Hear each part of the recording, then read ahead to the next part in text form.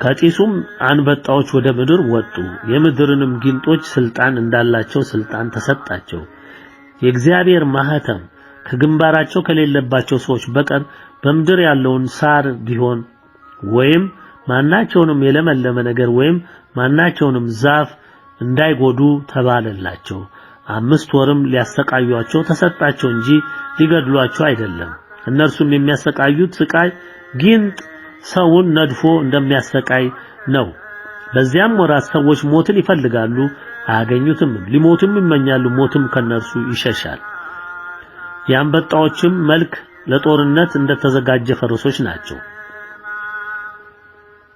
በራሳቸውም ላይ ወርቅ እንደሚመስሉ አክሊሎች ነበሯቸው ፊታቸውም እንደ ሰው ፊት ነበር የሴቶችን ጠጉር የሚመስል ጠጉር ነበራቸው ጥርሳቸውም እንደ አንበሳ ጥርስ ነበር የብረት ጥሩር የሚመስልም ጅራት አላቸው በጅራታቸውም መውጊያ አለ ሰዎችንም 5 ወር እንዲጎዱ ስልጣን አላቸው በእነርሱም ላይ ንጉስ አላቸው እርሱም የጥልቅ መልአክ ነው ስሙም በዕብራይስጥ አብዶን በግሪክም አጶሊዮን ይባላል ዮሐንስ ራእይ ምዕራፍ 9 ከቁጥር 1 እስከ 11 ስለሚመጡት ጠራጊዎች ታውቁ ዘንድ እነዚህም ጠራጊዎች ከሌሎች ጋር ሆነው ሁሉንም የሰው ዘር ምልክት የሌለውን ሁሉ ሊያጸዱ ሊያሰቃዩ ሊገሉ ሊቆረጥሙ ስልጣን አላቸው ከዚህ በታች ያለው ትእዛዝም እነዚህን መቅሰፍቶች ያካተተና የልዑልን ትእዛዝ ለመፈጸም በተጠንቀቅ የቆሙ ነው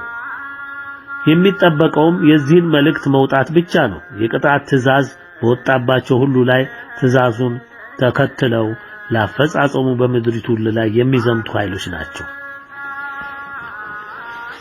ትእዛዞች አገራችንን ኢትዮጵያን በአሁኑ ጊዜ በመግዛት ላይ የሚገኙት ጠቅላይ ሚኒስትር ፕሬዝዳንት በጠቅላይ ሚኒስትሩ የሚመሩ ሚኒስትሮች ምክትል ሚኒስትሮች ሚኒስትር ዴኤታዎች ኮሚሽነሮች የፌደራል ኃላፊዎች የክልል የጸጥታ አስተዳደር የፍትህ መሪዎች ስርዓቱን በኃይልነት ደግፈው ያቆሙ ኃይላት ፖሊስ ወታደር መረጃ እንዲሁም ስርዓቱ ላቆመው መንግስት በአባልነት ቅጽ ሞልተው ላሉ ሁሉ በስውርና በግልጽ በተቃዋሚነት ስም የቆሙ መስለው ለስርዓቱ ታማኝ አገልጋይ ለሆኑ በየቀበሌው ፈሰው ላገዛዙ በታማኝነት ቆመው የህዝብን የየዕለት ህይወቱን ጭምር ለገዢው ስርዓት እንዲገብር የሚያደርጉ በተለያየ ምክንያት ከራሱም ከልጆቹም አፍ እየነጠቁ የሚወስዱ ሁሉ እንደ ህዝብ ተደራጅተው የኢትዮጵያን ህዝብ እንደ መሰረታዊ ጠላት ቆጥረው ለዘመቱበት ሁሉ ተዋህዶ እምነታችንን ለማዳከም ከመናፍቃን ከተረት አምላኪዎች ካቶሊኮች ከጥንቆላና አምልኮ ባዕድ አምላኪዎች ጋር በመመሳጠር ስልጣናቸውን በመመካት ለተዋህዶ ቤተክርስቲያናችን መጥፋት ለሚሰሩ ሁሉ ኢትዮጵያዊነትን ክደው ከአካልነታቸው ተገንጥለው ተመልሰው በስርዓቱ አጋፋሪነት የሀገሪቱን ተዋህዶ እምነት ለማጥፋት የሚሰሩ በሀገሪቱ ኢኮኖሚውን ተቆጣጥረው የሚዘርፉ በዘረኝነት ተቧድነው የሌላውን ኢትዮጵያዊ ወገናቸውን አግልለው የዘር ቀጠና ፈጥረው ምድሪቱንም ለዘር ቡድናቸው የሚሸነሽኑ ለስርዓቱ ከፋፍለ ግዛ ፖሊሲ አስፈጻሚ የሆኑ በዚህም የበለጸጉ ንብረት ሀብት በውጭ ያከማቹ ይህንኑ የአገርና የተዋህዶ እምነት ጥፋት ከውጭ ሆነው የሚያበረታቱ የሚደግፉ በድርጊቱም የሚሳተፉ ሁሉ ሀገሪቱንና የጸና ተዋህዶ እምነቷን ለማጥፋት ከሀገሪቱ አናት እጅ እግርና መላ አካሏን ወረው እያጠፉ ላሉ ከበስተጀርባ ሆነው በአገርም በውጭም በጨበጡት የዲያብሎስ ስልጣን ተመክተው አመራርና የሁሉን አቀፍ እገዛ ለሚያደርጉ ሁሉ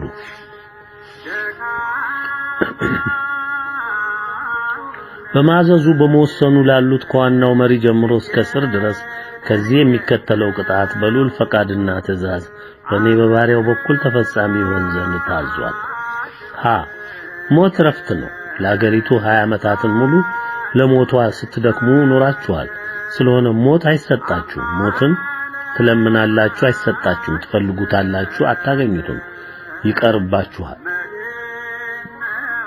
ነገር ግን ካልታዘዘ አይወስዳችሁም። ይህንን ሁሉ የሚያስመኛችሁ በርባሪ እሳት ታዞባችኋል። እንቅልፍ ባይናችሁ አይዞርም። መኝታችሁ እሳት ሆኖ ይበላችኋል። ራሳችሁን ለማጥፋት ትሻላችሁ አይቻልም። ማረፍ ትፈልጋላችሁ አይታሰብም። ለመደበቅ ለመሸሽ ትደክማላችሁ በፍጹም አይቻልም። የትኛውም ያደራጃችሁት ሀብት ንብረት ኃይል በሙሉ ይጠፋል። ዘራችሁ ከናንተ የመነጨው ነውና አይቀጥልም። ያለውም ዕጣው በእናንተ ስራ ይወሰናል። ከዚህ በፊት ያልታዩ ሰምታችሁትም የማታውቁ የተቀላቀለ ገጽታና አካል ያላቸው አውሬዎች ምልክት አልባውን ለመቆረጣጠም በመላው ዓለምም በእኛም ሀገር ይፈሳሉ። በምንም አይነት ኃይል አይጠፉም። ሌሊትም ቀንም ይሰማራሉ። ምንም ምሽግ ምንም አይነት ቤት አጥር አያግዳቸውም። በወላዲተ አምላክ በከበሩት ቅዱሳን መላእክት በቤታቸው ላይ ምልክት ማህተም ያረፈባቸውን አይደፍሩም። ቤቱም የድንግል ባሰማራቻቸው ቅዱሳን የብርሃን መላእክት ይጠበቃሉና ገዳማት አድባራትም እንዲሁ በልዑል ሰራዊት በቅዱሳን መላእክት ይጠበቃሉ። ማንም ወደ ተጠበቁ ቤቶች መግባት አይችልም ካልተፈቀደለት በስተቀር። በኃይል የሚሞክሩ ይመታሉ። በገዳማትም ለመግባት ፍጹም አይቻልም። በውስጣቸው ያሉ ምልክት አልባዎችም ይጠረጋሉ። በገዳሙ የቀራችሁት የእግዚአብሔር ሕዝቦች ሥርዓቱ ሳይጎል በቀራችሁት ቁጥር አገልግሎታችሁ መቀጠል አለባችሁ። መባረክት በ49 እጥፍ ጉልበት ይመጡባችኋል። የትኛውም ምሽግ ውስጥ ተወተፉ ያጠፏችኋል። ከመሃላችሁ በመባረክት ሞትን ያገኘውን እድለኛ ነው ብላችሁ ትቀኑበታላችሁ። በአመጽ አድጋችሁ በአመጽ ላረጃችሁ ለእናንተ ሲኦልንና ገሃነምን በሕይወት ቁማችሁ ትለማመዱታላችሁ። ወደ ውጭ እሸሻለሁ የለም። እዚያም ይኸው ትእዛዝ በብዙ እጥፍ ኃይል የጸና ነው። መሸሸጊያ የሚባል በምድር ላይ የለም። ሁሉም የልዑል ገንዘብ የእጁም ሥራና ታዛዦችም ናቸውና ሽባና ምናምንት የሚያደርጉ ሰምታችሁ የማታውቋቸው መድኃኒት አልባ በሽታዎች ይዟችኋል። ምንጫቸውም በምንም ዘዴ አይታወቅም፣ መዳኛም የላቸው። በስልጣናችሁ ተመክታችሁ የዳውን ሕዝብ ስጋውን በልታችሁ አጥንቱን በመቆርጠም ላይ ያላችሁ ይማንሷችሁ በባዕድ ሀገር ሀብት ያከማቻችሁ ሁሉ የእናንተም ተባባሪ ሸሻጊ የሆኑ መንግስታትና ድርጅቶች ሁሉ ከላይ የተጠቀሰው ቅጣት ተፈጻሚ ይሆንባቸዋል።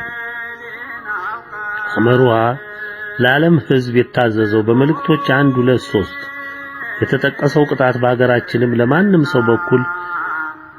ለማንም ሰው በልኩ ልብስ እንደሚያሰፉለት ለኢትዮጵያ ሀገራችንም በጥቅሉ በአቅሟ ቅጣቱ ይፈስባታል። በመልእክት 4 የታዘዙ ትእዛዞች እንዳሉ ሆነው የሀገራችን መሪ የጊዜ ገደብ ተደርጎ ስልጣናቸውን እንዲያስረክቡ ተነግሯቸው ነበር። በዚህ እድል ሳይጠቀሙ ቀርተዋል። እግዚአብሔር አምላካችን ማንም ሰው በኃጢአቱ እንዲጠፋ ፈልጎ አያውቅም። ሰው በራሱ ምርጫ ከዲያብሎስ ጋር ሆኖ ይጠፋል እንጂ። ይህን ሁሉ ወንጀል በአገራችን በእምነታችን በሕይወታችን በንብረታችን ላይ ያስፈጸመ መሪና ምንዝሩ የንስሐና የመጸጸቻ ዕድል ተሰጠው፣ ናቀ፣ ተሳለቀ። በጥፋቱም በማን አለብኝነት እነሆ ገፋበት። መልእክት 4 የጊዜውን ማለቅ አብስሯል። ይህ ከተገለጸም 1 ዓመት ከ6 ወር ሆነው። ጊዜው የረዘመ ሊመስለን ይችላል። ይሰሩ ዘንድ የሚገባቸው ስራዎች እየተከናወኑ ይገኛሉ። በራስ ሕይወት ዙሪያ ያለውን እሳት ኑሮህን መርምረው። መንገዱ እየተጠረገ ነው። አንዳች ሳይፈጸም የሚቀር የለም። ልዑል በወሰናት ሰዓት ትከናወናለች።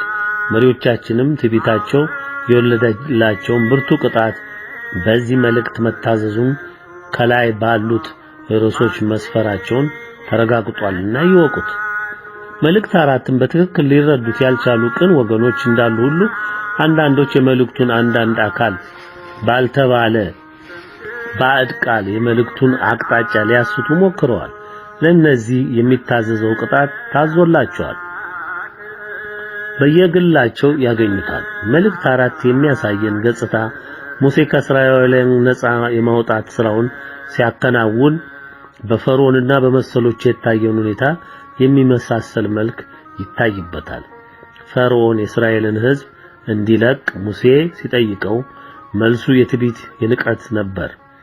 ከ7 ያላነሱ ቅጣቶች ሲፈሱ በትዕቢቱ ጸንቶ ነበር። ኋላ ላይ